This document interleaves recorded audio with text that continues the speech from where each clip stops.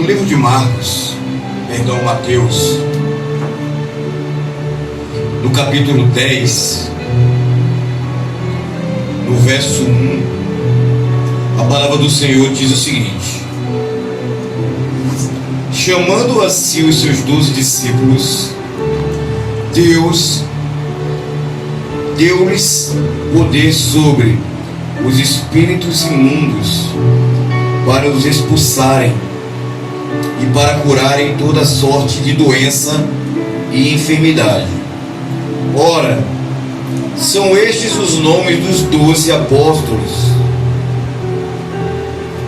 O primeiro, Simão, chamado de Pedro, e André, seu irmão, Tiago, filho de Zebedeu, e João, seu irmão, Filipe e Bartolomeu, Tomé e Mateus, o cobrador de impostos, Tiago, filho de Alfeu, e Tadeu,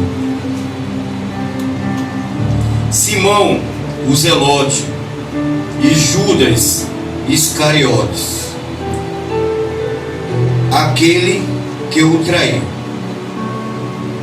E daí por diante Jesus enviou a todos eles para a missão, apóstolos, porque conviveram com Cristo. E uma curiosidade é que Iscariotes não era seu sobrenome. Eu acreditei durante muitos anos da minha vida isso. Era uma discriminação de onde ele vinha, de onde ele era oriundo, ao regime em meio ao qual ele pertencia. Quando esse livro ele foi escrito, assim como os outros, Jesus já tinha morrido. Por isso que está frisando aqui que ele o traiu. Mas eu não quero falar da traição, porque não é uma profissão. Eu quero falar exclusivamente aqui da profissão de cada um deles. A Bíblia nem a história relata minuciosamente a profissão de cada um deles, mas a grande maioria deles eram pescadores. Um deles era cobrador de impostos, que escreveu esse livro aqui. Os outros discípulos não há especificação detalhada. Contudo, todos foram chamados. E há uma série que é uma das mais aceitas na história do cinema, de quando se criou até hoje, que se chama The Chosen. Ainda hoje conversávamos sobre isso à tarde, que não somos ninguém, mas é a que mais, pelo menos no consenso das 3 pessoas, se aproxima, porque testifica no nosso espírito, no nosso coração. Até o felizardo do ator, ele se manifesta, ele interpreta, ele age, ele expressa, ele se comporta mais perto daquilo que nós, ao lermos, enxergamos e entendemos que Jesus agia, expressava, falava, se relacionava. The Chosen significa, traduzindo do inglês para o português, os escolhidos. Todos que Jesus escolheram tinham uma profissão humanamente insignificante. Então eu acredito, e Deus falou profundamente no meu coração, eu ruminando isso durante mais ou menos 15 dias, que não deveríamos, aliás, quando Cristo chamou os escolhidos, ele escolheu, mas ele não chamou os escolhidos, ele chamou os the excluded, os excluídos.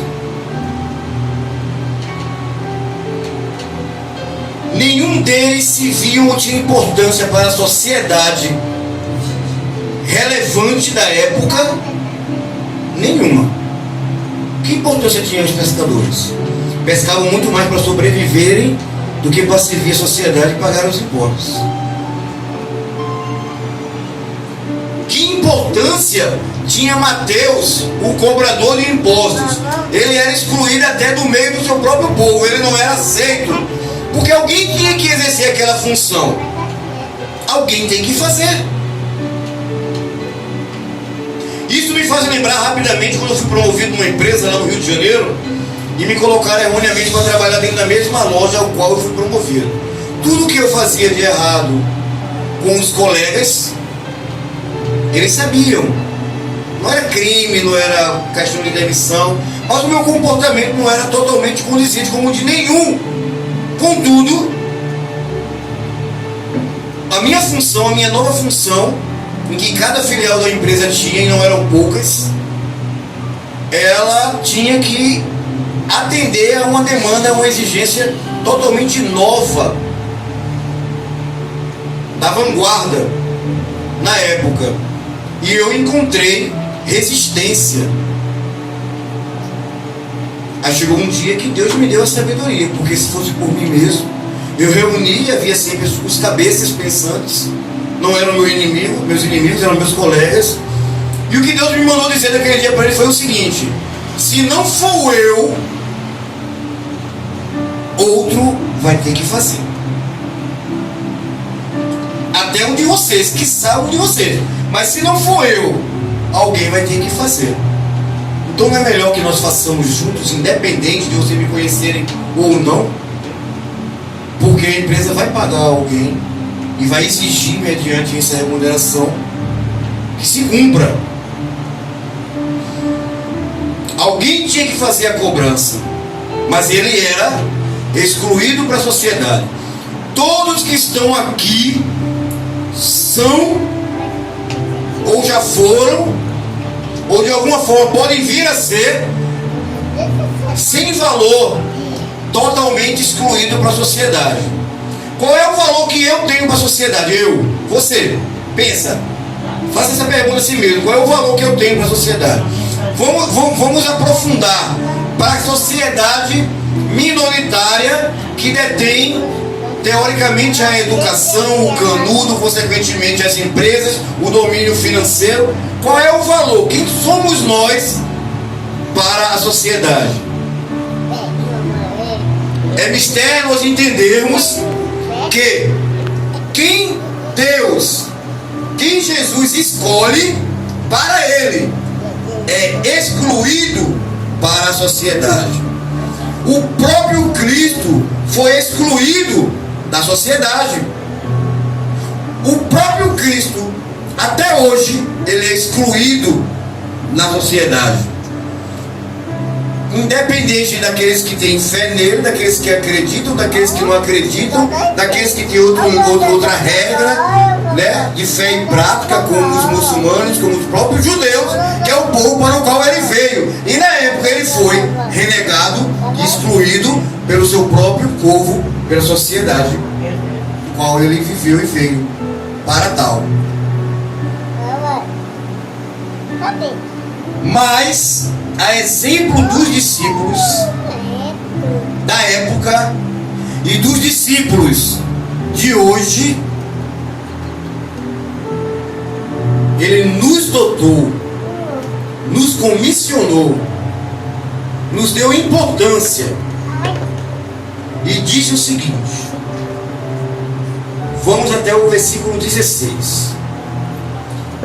Não ireis pelo caminho dos gentios, dos ímpios, nem entreis em cidade de samaritanos. E diante para as ovelhas perdidas de Israel. E indo, pregai dizendo: o reino dos céus está próximo. O reino dos céus está próximo. Curai os enfermos, limpai os leprosos, expulsai os demônios. De graça recebestes e de graça dai. Não leveis ouro, nem prata, nem cobre em vossos cintos, nem alforje para o caminho, nem duas túnicas, nem sandálias, nem bordão, pois digno é o trabalhador do seu alimento. E em qualquer cidade ou aldeia que entrardes, procurai saber quem nelas seja digno de hospedar-vos, aí até que vos retireis do local. Ao entrardes numa casa, saudai-a, a paz do Senhor Jesus. E se a casa for digna, desça sobre ela a vossa paz. E se ela for indigna, torne para vós a vossa paz. Se ninguém vos receber, nem ouvir as vossas palavras, saindo daquela casa ou cidade, sacudi o pó dos vossos pés. Em verdade vos digo que no dia do juízo haverá menos rigor para Sodoma e Gomorra do que para toda aquela cidade. Eu, disse Jesus, vos envio como ovelhas ao meio de lobos. Portanto, seres prudentes como as serpentes e simples como as pombas. Nesses versículos lidos finais, nós conseguiríamos tirar um estudo um a um, tremendo, porque não é isso que nós estamos vendo.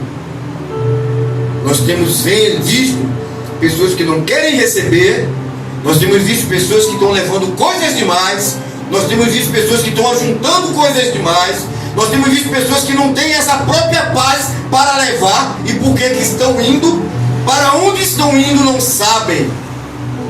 Que nós possamos aprender com Cristo, porque as mesmas orientações que foram para os discípulos, são para nós, para que nós possamos, se quisermos, como foi dito anteriormente aqui, ainda operarmos. Não vemos mais ninguém curando, Deus curando ninguém através de alguém. Nós não vemos mais pessoas recebendo milagres e prodígios, mas o poder ainda está aí. Só depende de nós, os discípulos de Cristo. Que Deus ele continue nos abençoando rica, abundante e poderosamente.